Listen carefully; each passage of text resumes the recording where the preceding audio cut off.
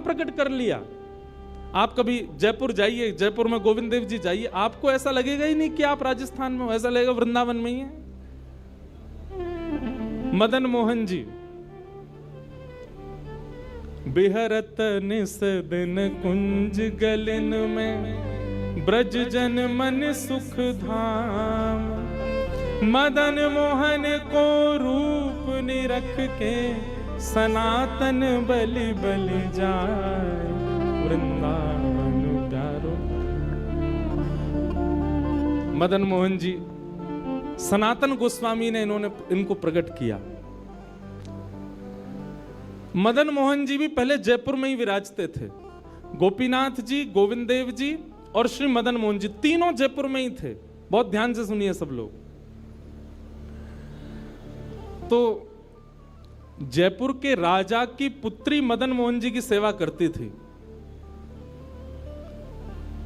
मदन मोहन जी कोई लाड़ लड़ाती, पूरे दिन उन्हीं को सजाती रहती, उन्हीं का श्रृंगार करती, सेवा करती। राजा स्वयं गोविंद देव जी की सेवा करते और उनकी जो पत्नी थी वो गोपीनाथ जी, मतलब पूरा परिवार ही तीनों ठाकुर की सेवा करते थे। अलग अलग भवन में, अलग अलग महलों में ठाकुर जी विराजते थे।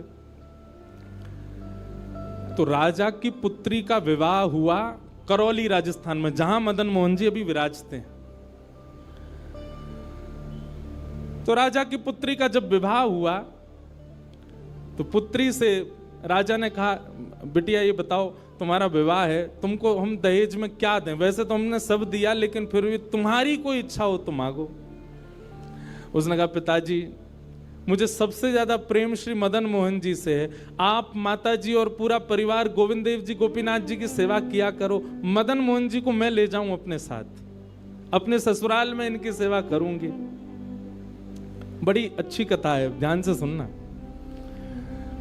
राजा रोने लगा, अपनी पुत्री के चरणों में सर झुका के बोला, मुझे क्षमा कर दे पुत्री, तू जो मांगेगी सो दूंगा, पर ये मेरे हृदय हैं, मैं इनको नहीं दे सकता। मैं वृंदावन से मुगलों से बचा करके इनको लेके आया हूं। वैसे तो ठाकुर जी को बचने की कोई आवश्यकता नहीं, ठाकुर जी कृपा करके आए हैं जयपुर में राजा के ऊपर, पर इनको देख करके मेरे प्राण बचते हैं। तू जो मांगेगी सो दे दूंगा। पर मदन मोहन जी बोले, पिताजी गोविंद देव जी, गोपीनाथ जी हैं ना आपके पास में, मदन एक ठाकुर जी मुझको दे दो। यहां राजा की जिद हो गई, नहीं दूंगा। पुत्री की जिद हो गई कि मुझे तो चाहिए, नहीं तो मैं विदाई नहीं होंगी। राजा की पत्नी ने भी कहा, अब इतनी कह रही है तो आप दे दीजिए ना, हमारे पास 2 ठाकुर हैं, इनकी सेवा हम करेंगे विस्तार से। और वैसे भी मदन मोहन जी की पूरी सेवा बचपन से उसने ही की है। तो राजा ने एक प्रस्ताव रखा। बोले, अच्छा पुत्री एक काम करते हैं। बोले, क्या? मैं तेरी आंख पे पट्टी बांधूंगा और आंख पे पट्टी बांध करके मदन मोहन जी जैसे 7 स्वरूप तेरे सामने खड़ा करूंगा, जिनमें से 6 स्वरूप जो होंगे वो मैं बनवाऊंगा और 1 स्वरूप वास्तविक मदन मोहन जी होंगे।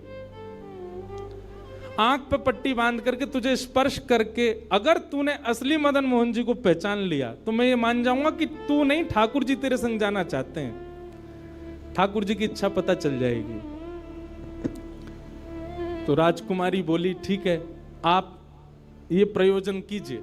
राजा ने महाराज कारीगरों को बुलवाया और मदन मोहन जी के डिट्टो कॉपी 6 स्वरूप बनवाए और 6 स्वरूप बनवा करके मदन मोहन जी सहित 7 स्वरूपों को खड़ा किया। पुत्री के आंख पर पट्टी बांध दी, एक जैसा इत्र, एक जैसी पोशाक, एक जैसा मुकुट, एक जैसा श्रृंगार, सब कुछ बिल्कुल एक जैसा।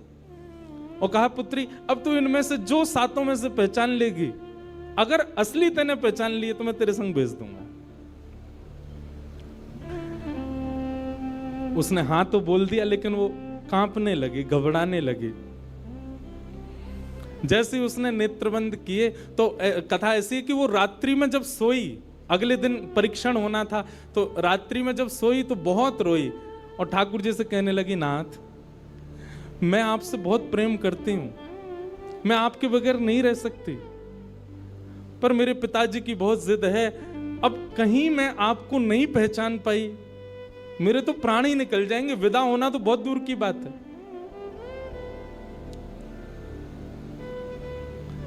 रुदन करते करते करते करते बंधुओं, एक मेरी बात बहुत ध्यान से सुनिएगा, कभी ठाकुर जी के विरह में यदि आपके अश्रु नहीं आए हैं ना, तो अभी आप भक्ति के भाव से बहुत दूर हो। आपको वृंदावन जाना अच्छा लगता है, वृंदावन में घूमना अच्छा लगता है, राधा राधा नाम ध्वनि पर झूमना अच्छा लगता है, कथाएं प्रवचन सत्संग बढ़िया लगते हैं, ये सब एक प्रथम सोपान, प्रथम सीढ़ी है। पर प्रमुख सीढ़ी तो भजन मार्ग या भक्ति पथ की विरह है। अगर वो आपके चित्त में कभी ठाकुर जी के लिए नहीं आया है, तो अभी आप बहुत पीछे छूटे हुए हो।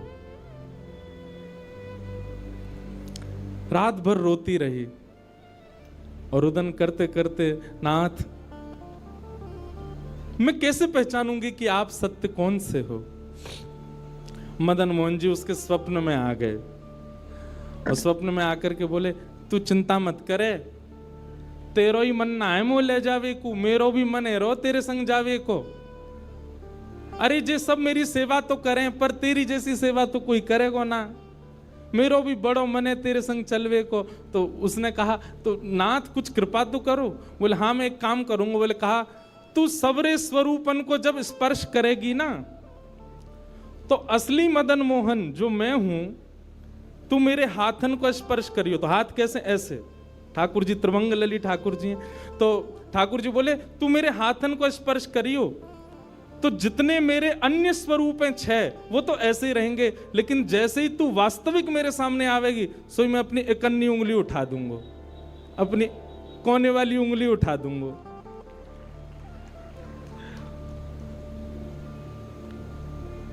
ठाकुर जी कितना प्रेम करते हैं अपने भक्त से।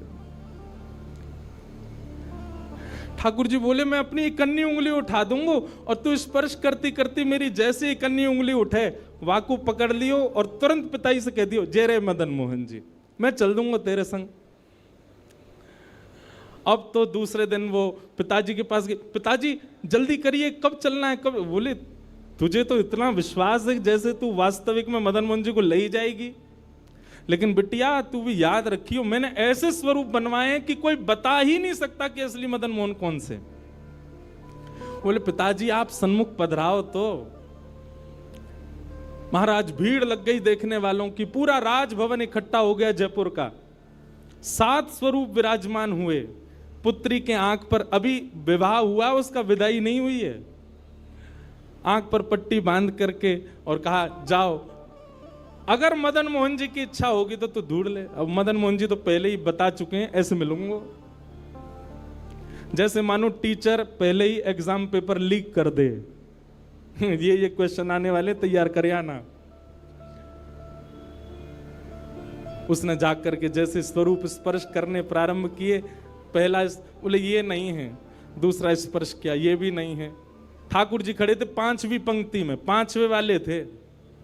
तीसरे स्पर्श किए, बोले ये भी नहीं है। चौथे किए, बोले ये भी नहीं है। जैसे ही 5वें का स्पर्श किया और मुखमंडल का स्पर्श किया, गले का स्पर्श किया, वक्ष का स्पर्श कर, जैसे ही ठाकुर जी की भुजा पकड़ी, सो ठाकुर जी ने अपनी इकन्नी उंगली हिला दी। और जैसे ही इकन्नी उंगली हिलाई, उसने तो, पिताजी यही है मदन मोहन जी। आहा, राजा के तो नेत्रों से आंसू गिर गए, चरणों में गिर गए, उठ करके अपनी बिटिया को गले से लगा लिया, कान में बोले बोले मैंने इकन्नी उंगली हिलते हुए देख ली। मुझे ये बात पता चल गई है कि भैया तेरी जिद नहीं है इनको ले जाने की, इनकी भी जिद है तेरे संग जाने की। और महाराज गाजे बाजे रथ में आरूढ़ करके श्री मदन मोहन लाल जी करौली राजस्थान को प्रस्थान किए। बोलो मदन मोहन लाल की।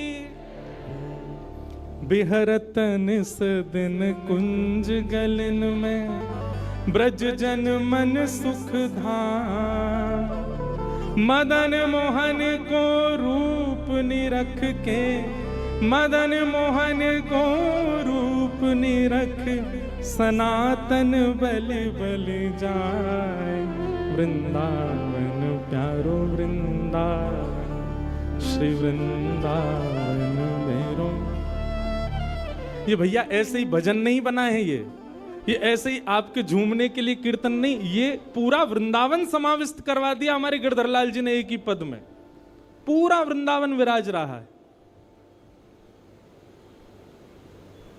ठाकुर जी जड़ नहीं है। दूसरा स्वरूप क्या है ठाकुर जी का? चैतन्य। कौन है?